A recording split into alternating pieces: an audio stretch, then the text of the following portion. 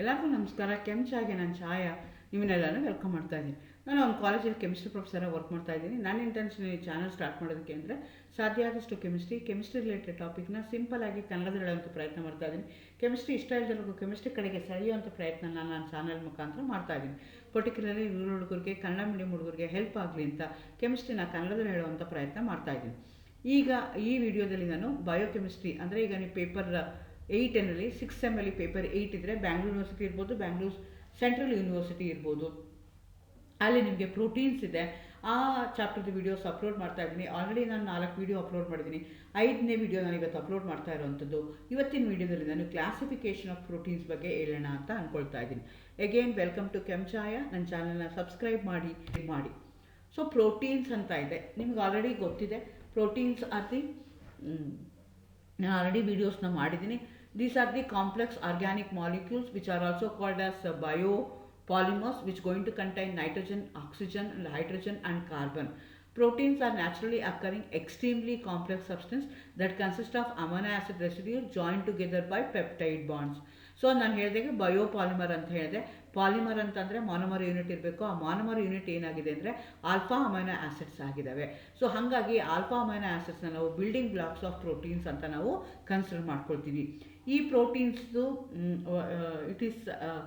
it is the essential, one of the essential component of our balanced diet. So on digestion it going to give energy. That energy is utilized for the maintenance and in order to repair and also for the growth of the living cells ನಾವು use ಮಾಡ್ಕೊಳ್ತಾ ಹೋಗ್ತೀವಿ. ಇದು ಬೇಕಾದಷ್ಟು enzymes ಇರ್ಬೋದು, hormones, antibodies, ಇದೆಲ್ಲನೂ ನಿಮಗೆ ಪ್ರೋಟೀನ್ಸಲ್ಲಿ ಇರುತ್ತೆ. ಇದು ಎಲ್ಲಿ ಸಿಗುತ್ತೆ ಅಂತಂದರೆ pulse, nuts, fruits, even non ವೆಜಿಟೇರಿಯನ್ಸ್ಗಾದರೆ ಮೀಟು, ಫಿಶ್ಶು, ಎಗ್ಗು ಅಲ್ಲೆಲ್ಲ ನಿಮಗೆ ಸಿಗ್ತಾ ಹೋಗುತ್ತೆ. Most of the proteins are colourless, odourless and tasteless solids. They are soluble in dilute acids, alkalis and salt solution. So ಈ ಪ್ರೋಟೀನ್ನ ನಾವು ಯಾವ ರೀತಿ ಕ್ಲಾಸಿಫೈ ಮಾಡ್ತೀವಿ ಅಂತಂದರೆ ಬೇರೆ ಬೇರೆ ಥರ ಕ್ಲಾಸಿಫೈ ಮಾಡ್ತೀವಿ. ಮೇಯ್ನಾಗಿ ಕ್ಲಾಸಿಫೈ ಮಾಡೋದು ಬೇಸ್ಡ್ ಆನ್ ಕಾಂಪೋಸಿಷನ್, ಎರಡನೇದು ಶೇಪ್ ಆ್ಯಂಡ್ ಸಾಲ್ಯುಬಿಲಿಟಿ, ಮೂರನೇದು based on their biological function. So based on composition ಅಂದರೆ 2 ಥರ ಕ್ಲಾಸಿಫೈ ಮಾಡ್ತೀವಿ. ಒಂದಕ್ಕೆ ಸಿಂಪಲ್ ಪ್ರೋಟೀನ್ಸ್ ಅಂತ ಕರಿತೀವಿ, ಇನ್ನೊಂದಕ್ಕೆ ಕಾಂಜುಗೇಟೆಡ್ ಪ್ರೋಟೀನ್ಸ್ ಅಂತ ಕರಿತೀವಿ. ಸಿಂಪಲ್ ಪ್ರೋಟೀನ್ ಅಂತ ಅಂದರೆ ವೆನ್ ದೇ ಅಂಡರ್ಗೋ ಹೈಡ್ರಾಲಿಸಿಸ್. ಈ ಪ್ರೋಟೀನ್ಸ್ನ ನೀವು ವಾಟರ್ಗಡೆ ಹಾಕಿದ ತಕ್ಷಣವೇ ಬರೀ ಆಲ್ಫಾ ಅಮೈನೋ ಆ್ಯಸಿಡ್ಸ್ಗಳನ್ನ ಕೊಟ್ಟರೆ ಅಂಥದಕ್ಕೆ ನಾವೇನಂತ ಕರಿತೀವಿ, ಸಿಂಪಲ್ ಪ್ರೋಟೀನ್ಸ್ ಅಂತ ಕರಿತೀವಿ. ಇನ್ನು ಕೆಲವೊಂದಷ್ಟು ಪ್ರೋಟೀನ್ಸ್ ಇದೆ, when you put that in water, alpha amino acid ಜೊತೆಗೆ ಬೇರೆ ಬೇರೆ ಗ್ರೂಪ್ಗಳನ್ನ ಕೊಡ್ತಾ ಹೋಗುತ್ತೆ. ಬಿಕಾಸ್ ಈ ನಿಮ್ಮದು ಅಮೈನೋ ಆ್ಯಸಿಡ್ಸ್ ಏನಿದೆ 20 ಅಮೈನೋ ಆ್ಯಸಿಡ್ಸ್ ಇದೆ. Again that amino acid will going to have different R groups. ಅದು ಆರ್ ಗ್ರೂಪು ಸಿಂಪಲ್ ಆಗಿತ್ತು ಅಂತಂದರೆ ಎಲ್ಲ ಒಂದೇ ಆರ್ ಗ್ರೂಪ್ ಇರೋದು ಕೊಡ್ತು ಅಂತಂದರೆ ಸಿಂಪಲ್ ಅಂತ ಹೇಳ್ತೀವಿ. ಆರ್ ಗ್ರೂಪ್ ಬೇರೆ ಬೇರೆ ಆಗಿದ್ದಾಗ ಆರ್ಗ್ಯಾನಿಕ್, ಇನ್ಆರ್ಗ್ಯಾನಿಕ್ ಗ್ರೂಪ್ ಜೊತೆಗೆ ಆಲ್ಫಾ ಅಮೈನೋ ಆ್ಯಸಿಡ್ ಕೊಡ್ತಾ ಇದ್ದರೆ ಅಂಥದಕ್ಕೆ ನಾವೇನಂತ ಕರಿತೀವಿ, ಕಾಂಜುಗೇಟೆಡ್ ಪ್ರೋಟೀನ್ಸ್ ಅಂತ ಕರಿತೀವಿ. ಸಿಂಪಲ್ ಪ್ರೋಟೀನ್ಸ್ ಅಂತಂದರೆ ಗ್ಲೂಟೆಲಿನ್ಸ್ ಆಗಿರ್ಬೋದು, ಹಿಸ್ಟಿಡೀನ್ಸ್ ಇರ್ಬೋದು, ಆಲ್ಬ್ಯೂಮನ್ಸ್ ಇರ್ಬೋದು, ಗ್ಲೋಬಿಯನ್ಸ್ ಇರ್ಬೋದು, ಇದೆಲ್ಲ ನಿಮಗೆ ಎಕ್ಸಾಂಪಲ್ ಆಗಿದೆ. ಕಾಂಜುಗೇಟೆಡ್ ಪ್ರೋಟೀನ್ಸ್ ಅಂತ ತಗೊಂಡ್ರೆ ಗ್ಲೈಕೋಪ್ರೋಟೀನ್ಸ್ ಇರುತ್ತೆ. ಅಲ್ಲಿರುವಂಥ ಗ್ರೂಪ್ ಯಾವುದು ಅಂದರೆ ಅಲಾಂಗ್ ವಿತ್ ನಿಮ್ಮದು ಪ್ರೋಟೀನ್ ಗ್ರೂಪ್ ಇರುವಂಥದ್ದು ಕಾರ್ಬೋಹೈಡ್ರೇಟ್ಸ್ ಇದೆ, ಆ್ಯಂಟಿಬಾಡೀಸು, ಮುಸಿನ್ ಆಫ್ ಸಲೈವಾ, ಇದೆಲ್ಲನೂ ಎಕ್ಸಾಂಪಲ್ ಆಗುತ್ತೆ. ಹೀಮೋಪ್ರೋಟೀನ್ಸ್ ಅಂತ ಹೇಳ್ತೀವಿ, ಹೀಮಲ್ಲಿರುತ್ತೆ, ಬ್ಲಡ್ಡಲ್ಲಿರುತ್ತೆ, ಹಿಮೋಗ್ಲೋಬಿನ್, ಮಯೋಗ್ಲೋಬಿನಲ್ಲಿ ಇರುತ್ತದು. Lipoproteins along with other class of proteins ಜೊತೆಗೆ ನಿಮಗೆ ಆಲ್ಫಾ ಅಮೈನೋ ಆ್ಯಸಿಡ್ ಜೊತೆಗೆ ಲಿಪಿಡ್ಸು ಇರುತ್ತೆ. LDL, VLDL, HDL, ಇದೆಲ್ಲ ಡಿಫ್ರೆಂಟ್ ಫಾರ್ಮ್ಸ್ ಆಫ್ ಕೊಲೆಸ್ಟ್ರಾಲ್ಸ್, ಅದು ಎಕ್ಸಾಂಪಲ್ ಆಗುತ್ತೆ. ಅದೇ ಥರ ಮೆಟಲೋಪ್ರೋಟೀನ್ಸ್ ಅಂತಿದೆ. Along with alpha amino acid you may also have metal or metal ions. For example ಫೆರಟಿನ್ ಅಂತ ತಗೊಂಡ್ರೆ ಅದು ಏನಾಗಿದೆ, ಕಾಂಜುಗೇಟೆಡ್ ಪ್ರೋಟೀನು, ಅದು ಅದರಲ್ಲಿ ಐರನ್ ಇರುತ್ತೆ. ಅಲಾಂಗ್ ವಿತ್ ನಿಮ್ಮದು ಪ್ರೋಟೀನ್ಸ್ ಜೊತೆಗೆ ಆಲ್ಫಾ ಅಮೈನೋ ಆ್ಯಸಿಡ್ ಜೊತೆಗೆ ಐರನ್ನು ಇರುತ್ತೆ. ಆಲ್ಕೋಹಾಲ್ ಹೈಡ್ರೋಜನೇಸ್ ಅಂತ ಕರಿತೀವಿ. ಇದರಲ್ಲಿ ಏನಾಗಿರುತ್ತೆ ಅಂದರೆ ಜಿಂಕ್ ಇರುತ್ತೆ. ಇಲ್ಲಿ ಮೆಟಲ್ ಅಯಾನ್ ಯಾವುದಿರುತ್ತೆ ಅಂದರೆ ಜಿಂಕ್ ಇರುತ್ತೆ. ಅದೇ ಥರ ನ್ಯೂಕ್ಲಿಯೋ ಪ್ರೋಟೀನ್ಸ್ ಅಂತ ಕರಿತೀವಿ, ಅಲ್ಲಿ ನ್ಯೂಕ್ಲಿಕ್ ಆ್ಯಸಿಡ್ ಇರುತ್ತೆ along with alpha amino acid. Chromatin ಅಂತ ಹೇಳ್ತೀವಿ, ಅದು DNA ಇರುತ್ತೆ. ರೈಬೋಸೋಮ್ಸ್ ಅಂತ ಹೇಳ್ತೀವಿ, ಅದು RNA ಇರುತ್ತೆ. ಅದೇ ಥರ ಫಾಸ್ಫೋಲಿಪಿಡ್ಸ್ ಅಂತ ಹೇಳ್ತೀವಿ, along with alpha amino acid ನಿಮ್ಗೆ ಏನಾಗಿರುತ್ತೆ, ಫಾಸ್ಫೋರಿಕ್ ಆ್ಯಸಿಡ್ ಇರುತ್ತೆ. ಕೆಸಿನ್ ಆಫ್ ಮಿಲ್ಕ್, ವೈಲಿಟಿನ್ ಆಫ್ ಎಗ್ ಯೋಕ್, ಇದೆಲ್ಲನೂ ಎಕ್ಸಾಂಪಲ್ ಆಗುತ್ತೆ. ಅದೇ ಥರ ಹರೋ ಪ್ರೋಟೀನ್ಸ್ ಅಂತ ಕರಿತೀವಿ. ಎಫ್ ಡಿ ಎ ಅಥವಾ ಎಫ್ ಬಿ ಎಮ್ ಕೋ ಎಂಜೈಮ್ಗಳಾಗಿ ಕೆಲಸ ಮಾಡ್ತವೆ. ಎಕ್ಸಾಂಪಲ್ ಯಾವುದು, ಸಕ್ಸನೇಟ್ ಡಿಹೈಡ್ರೋಜನೇಸ್ ಆಗುತ್ತೆ, N A D H dehydrogenase ಅಂತ ನಾವು ಅದನ್ನು ಕರಿತಾ ಹೋಗ್ತೀವಿ. ಸೊ ಕಾಂಜುಗೇಟೆಡ್ ಪ್ರೋಟೀನ್ಸ್ ಅಂದರೆ along with alpha amino acid you are going to ಪೊಸ್ಟಟಿಕ್ ಗ್ರೂಪ್ಗಳು, ಬೇರೆ ಬೇರೆ ಗ್ರೂಪ್ಗಳು ಅದ್ರಲ್ಲಿ ಬರ್ತಾ ಹೋಗುತ್ತೆ. When you dissolve that in water, ಅಂಥದಕ್ಕೆ ನಾವೇನಂತ ಕರಿತೀವಿ, ಕಾಂಜುಗೇಟೆಡ್ ಅಂತ ಕರಿತೀವಿ. ಎಗೇನ್ ಬೇಸ್ಡ್ ಆನ್ ಶೇಪ್, ಯಾವ ಶೇಪಲ್ಲಿ ಇದೆ ಅನ್ನೋದ್ರ ಮೇಲೂ ನಾವೇನು ಮಾಡ್ತೀವಿ, ಅದನ್ನು ಎರಡು ಥರ ಕ್ಲಾಸಿಫೈ ಮಾಡ್ತೀವಿ. ಫೈಬ್ರೋರಿಯಸ್ ಅಂತ ಕರಿತೀವಿ, ಇನ್ನೊಂದು ಗ್ಲೋಬಿಯಲ್ ಅಂತ ಕರಿತೀವಿ. ಈ ಫೈಬ್ರಸ್ ಪ್ರೋಟೀನ್ಸ್ ಅಂತ ಏನಿದೆಯಲ್ಲ, ಅದು elongated thread like structure, like A fibre ಇರುತ್ತೆ, ಇನ್ಸಾಲ್ಯುಬಲ್ ಇನ್ ವಾಟರ್ ಆಗುತ್ತೆ. ಅಂಥದಕ್ಕೆ ನಾವೇನಂತ ಕರಿತೀವಿ, ಫೈಬ್ರಸ್ ಪ್ರೋಟೀನ್ ಅಂತ ಕರಿತೀವಿ. ಈಗ ಆಲ್ಫಾ ಕೆರೋಟಿನ್, ನಮ್ಮ ಕೂದಲಿದೆ ಅದು ಕರ್ಲ್ ಆಗುತ್ತೆ, ನೈಲ್ ಇರ್ಬೋದು, ಹಾರ್ನ್ ಇರ್ಬೋದು, ಫೆದರು, ಸಿಲ್ಕಲ್ಲಿ ಫೈಬ್ರಾಯಿನ್ ಇರ್ಬೋದು, collagen of the tendon, skin, bones, teeth, ಇದಕ್ಕೆಲ್ಲನೂ ಯಾವುದಾದ್ರು ಎಕ್ಸಾಂಪಲ್ ಅಂದರೆ ಫೈಬ್ರಸ್ ಪ್ರೋಟೀನ್ ಅಂತ ಕರಿತೀವಿ. That will be in the form of a fibre. Thread like structures ಇರುತ್ತೆ which are insoluble in water, ಅಂಥದಕ್ಕೆ ನಾವೇನಂತ ಕರಿತೀವಿ, ಫೈಬ್ರಸ್ ಪ್ರೋಟೀನ್ ಅಂತ ಕರಿತೀವಿ. ಅದೇ ರೀತಿ ಇನ್ನೊಂದು ವೆರೈಟಿ ಇದೆ, ಅದಕ್ಕೆ ಏನಂತ ಕರಿತೀವಿ, ಗ್ಲೋಬಿಯಾರ್ ಪ್ರೋಟೀನ್ಸ್ ಅಂತ ಕರಿತೀವಿ. They are insoluble, they are globular ಶೇಪಲ್ಲಿರುತ್ತೆ, ಸ್ಪೆರಿಕಲ್ ಶೇಪಲ್ಲಿರುತ್ತೆ, and they are complex, they are soluble in water. ಒಂದು ಹೈಡ್ರೋಫೋಬಿಕ್ ಇದೆ, ಇನ್ನೊಂದು ಹೈಡ್ರೋಫಿಲಿಕ್ ಇದೆ. ಫೈಬ್ರಸ್ ತೊಗೊಂಡ್ರೆ that is hydrophobic in nature, whereas the globular proteins are hydrophilic proteins. Amylase ಇರ್ಬೋದು, pepsin ಇರ್ಬೋದು, ಟ್ರೈಪ್ಸಿನ್ ಇರ್ಬೋದು, ಹಾರ್ಮೋನ್ಸು, ಆ್ಯಂಟಿಬಾಡೀಸು, ಇದೆಲ್ಲನೂ ನಿಮಗೆ ಗ್ಲೋಬ್ಯುಲರ್ ಪ್ರೋಟೀನ್ಗೆ ಎಕ್ಸಾಂಪಲ್ ಆಗುತ್ತೆ. ಯಾವ ಶೇಪಲ್ಲಿ ನಿಮ್ಮ ಪ್ರೋಟೀನ್ ಇದೆ ಆ ಬೇಸಿಸ್ ಮೇಲೆ fibrous, if it is in the form of a fibre, fibrous ಅಂತ ಕರಿತೀವಿ. If it is in the form of a globule, then ಅದನ್ನು ಗ್ಲೋಬ್ಯುಲರ್ ಪ್ರೋಟೀನ್ಸ್ ಅಂತ ಕರಿತಾ ಹೋಗ್ತೀವಿ. ಅದೇ ಥರ based on their biological functions, ನಾನು ಹೇಳ್ದಂಗೆ ಈ proteins they going to have an number of activities. ನಮ್ಮದು ಬಾಡಿ ಗ್ರೋತ್ಗೆ whatever the energy that has been released when you take protein as a food, it will be utilized for maintenance and for the growth and repair ಮಾಡೋದಕ್ಕೆಲ್ಲ use ಮಾಡ್ತಾರೆ. ಹಾಗಾಗಿ lot of biological activity ಇದೆ. Structural proteins ಇದೆ, transport proteins ಇದೆ, nutrient and storage proteins ಇದೆ, catalytic proteins ಇದೆ, ಅದೇ ಥರ ರೆಗ್ಯುಲೇಟರಿ ಪ್ರೋಟೀನ್ಸ್ ಇದೆ, ಪ್ರೊಟೆಕ್ಟಿವ್ ಪ್ರೋಟೀನ್ಸ್ ಅಂತ ಕರಿತೀವಿ, ಮೊಟೈಲ್ ಪ್ರೋಟೀನ್ಸ್ ಅಂತ ಕರಿತೀವಿ. ಸೊ ಈ ರೀತಿಯಾಗಿ ಬೇರೆ ಬೇರೆ based on their functional group ಅದು ಯಾವ ರೀತಿ ಕೆಲಸ ಮಾಡುತ್ತೆ. If it is supporting as a ಸ್ಟ್ರಕ್ಚರ್ಗೆ ಸಪೋರ್ಟ್ ಮಾಡ್ತಿದ್ರೆ ಸ್ಟ್ರಕ್ಚರಲ್, ಟ್ರಾನ್ಸ್ಪೋರ್ಟ್ಗೆ ಹೆಲ್ಪ್ ಮಾಡ್ತಿದ್ರೆ ಟ್ರಾನ್ಸ್ಪೋರ್ಟ್ ಪ್ರೋಟೀನ್ ಅಂತ, ಸ್ಟೋರೇಜ್ಗೆ ಹೆಲ್ಪ್ ಮಾಡ್ತಾ ಇದ್ದರೆ ಸ್ಟೋರೇಜ್, ಕೆಟಲಿಟಿಕ್ ಬಯೋಕೆಮಿಕಲ್ ಕೆಟಲಿಸ್ಟ್ ಥರ ಆ್ಯಕ್ಟ್ ಮಾಡ್ತಾ ಇದ್ದರೆ ಎನ್ಸೈಮ್ಸ್ ಆಗಿ ಎಕ್ಸಾಂಪಲ್. ಸೊ ಈ ರೀತಿಯಾಗಿ ಯಾವ ಥರ ಇದರದ್ದು ಬಯಾಲಜಿಕಲ್ ಆ್ಯಕ್ಟಿವಿಟಿ ಇದೆ ಆ ಬೇಸಿಸ್ ಮೇಲೂ ನಾವು ಪ್ರೋಟೀನ್ಸ್ನ ಕ್ಲಾಸಿಫಿಕೇಷನ್ ಮಾಡಿದ್ದೀವಿ. ಮೊದಲನೇದು ಸ್ಟ್ರಕ್ಚರಲ್ ಪ್ರೋಟೀನ್ಸ್ ಅಂತ ಹೇಳ್ತೀವಿ. ನಾನು ಮುಂಚೆನೇ ಹೇಳ್ದಂಗೆ as the name indicate, it going to support, it going to strengthen, it going to protect the biological structures. Fibrous protein, collagen is the major component of the skin and the teeth. ನಮ್ಮದು skin ಮತ್ತು teeth ಸ್ಟ್ರಾಂಗಾಗಿ ಇರಬೇಕು ಅಂತಂದರೆ ಅಲ್ಲಿರುವಂಥ protein ಯಾವುದು ಅಂದರೆ fibrous protein. Fibrous protein ಅಂದ್ರೇನು, it is insoluble in water but it going to have a thread like structure. ಅಂಥದಕ್ಕೆ ನಾವು ಇದು ಫೈಬ್ರಸ್ ಪ್ರೋಟೀನ್ ಅಂತ ಕರಿತೀವಿ. ಸ್ಟ್ರಕ್ಚರಲ್ ಪ್ರೋಟೀನ್ ಏನು ಮಾಡುತ್ತೆ, ಸ್ಟ್ರೆಂತ್ ಕೊಡುತ್ತೆ, ಪ್ರೊಟೆಕ್ಟ್ ಮಾಡುತ್ತೆ. It going to give a stamina for the particular organ. ಅಂಥದಕ್ಕೆ ನಾವೇನಂತ ಕರಿತೀವಿ, ಸ್ಟ್ರಕ್ಚರಲ್ ಪ್ರೋಟೀನ್ಸ್ ಅಂತ ಕರಿತೀವಿ. Alpha keratin of bones, hair, nail, feather are the structural proteins.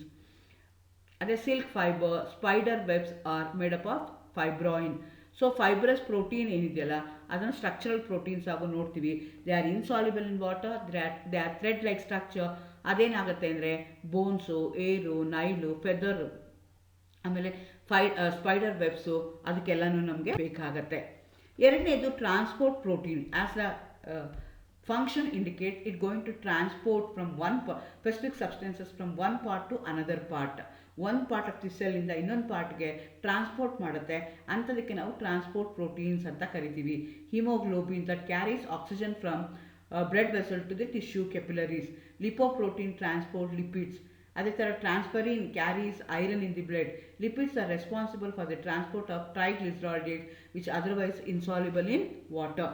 So ಇದೇನು ಮಾಡುತ್ತೆ, ಒಂದು ಸಬ್ಸ್ಟೆನ್ಸು ಒಂದು ಕಡೆಯಿಂದ ಇನ್ನೊಂದು ಕಡೆಗೆ ಟ್ರಾನ್ಸ್ಪೋರ್ಟ್ ಮಾಡೋಕ್ಕೆ ಹೆಲ್ಪ್ ಮಾಡುತ್ತಲ್ಲ ಅಂಥ ಪ್ರೋಟೀನ್ಗೆ ನಾವು ಟ್ರಾನ್ಸ್ಪೋರ್ಟ್ ಪ್ರೋಟೀನ್ ಅಂತ ಕರಿತೀವಿ. Haemoglobin, lipoproteins, lipids, transferrin, these are the example which going to transfer any one of the substance from one part to another part the body ಆಗ್ತಾ ಇದೆ. ನೆಕ್ಸ್ಟ್ ತೊಗೊಳ್ತೀವಿ ನ್ಯೂಟ್ರಿಯೆಂಟ್ ಅಥವಾ storage protein ಅಂತ ಕರಿತೀವಿ. ಇದೆ storage nutrient and energy. So seeds of the plant store nutrients in the for the growth of the germinating seeds. So ಸೀಡ್ಸಲ್ಲಿ ಪ್ಲಾಂಟಲ್ಲಿ seeds of a plant ಏನು ಮಾಡುತ್ತೆ, ಸ್ಟೋರ್ ಮಾಡಿಕೊಂಡು ಎನರ್ಜಿನ ಇಟ್ಕೊಳ್ಳುತ್ತೆ. Ferritin stores the iron intracellular in a non toxic form. Milk caseins act as a reserve for amino acid for the milk egg yolk. So ಇದರಲ್ಲೆಲ್ಲ ಏನಾಗುತ್ತೆ ಅಂದರೆ ಎಲ್ಲ ಪ್ರೋಟೀನ್ಸ್ ಇರುತ್ತೆ. ಆ ಪ್ರೋಟೀನ್ ಏನಾಗಿರುತ್ತೆ, it will be in the form of a energy, it will be in the form of a nutrient storage protein ಥರ ಇರುತ್ತೆ.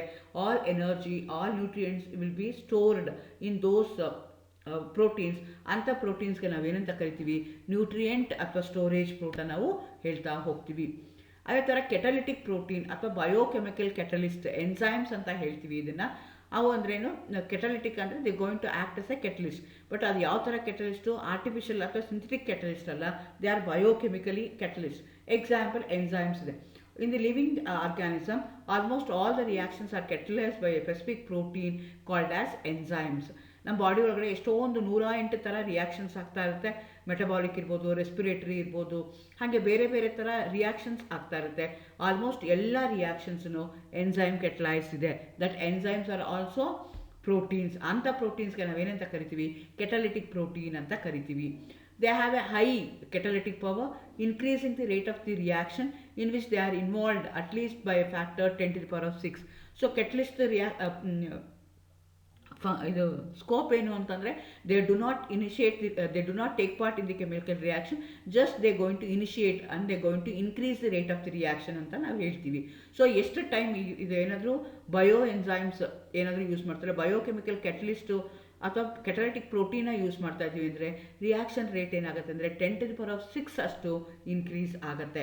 Almost all the known enzymes and in the human body there are 1000 are proteins except some catalytic RNA molecule called as ribosomes, that is the ribonucleic acid enzymes. So ಎಲ್ಲ enzymes ಯಾವುದೋ various activity that is taking part within the body, ಅದೆಲ್ಲನೂ ಯಾವುದರಿಂದ ಆಗುತ್ತೆ ಅಂದರೆ, ಯಾವ ಕೆಟಲಿಸ್ಟಿಂದ ಆಗುತ್ತೆ ಅಂದರೆ ಎಂಜೈಮ್ಸಿಂದ ಆಗುತ್ತೆ. Those enzymes are catalytic protein ಇಂದ ಹೋಗ್ತೀವಿ. ಅದೇ ಥರ based on their biological functions.